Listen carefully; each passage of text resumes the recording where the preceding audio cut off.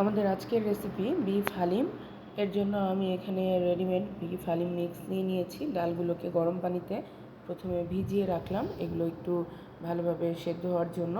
এরপরে আমি পরিমাণ মতো পেঁয়াজ বেরেস্তা করে নিয়েছি। এবার বেরেস্তাগুলো তুলে রাখবো পরবর্তীতে ব্যবহারের জন্য। আর এই তেলের মধ্যেই দিয়ে দিলাম আমি প্রায় 750 গ্রাম বিফ।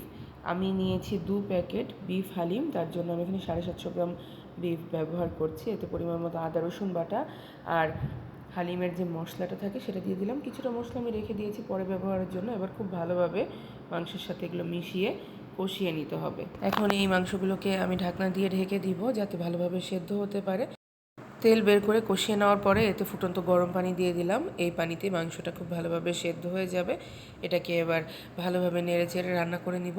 যখন এরকম তেল ছেড়ে আসবে তখন আমি মাংসগুলোকে তুলে নিব, আলাদা করে রেখে দিব। আর এই মশলা আর তেলের মধ্যেই আরও কিছুটা আদা রসুন বাটা অ্যাড করে দিব। আর যে মশলাটুকু রেখেছিলাম হালিমের সেটা দিয়ে একটু কষিয়ে নিব যাতে আদার কাঁচা গন্ধটা চলে যায়। এরপরে ভিজিয়ে রাখা ডালগুলো এতে দিয়ে দিব। এতে করে মাংসটা আগে রান্না করে নেওয়াতে মাংসের মধ্যে মশলার পরিমাণটা একদম ব্যালেন্স ছিল। আবার ডালটাও আমি আলাদা করে মাংসের তেল মশলায় রান্না করে নেওয়াতে এতেও একটা এক্সট্রা ফ্লেভার অ্যাড হয়েছে।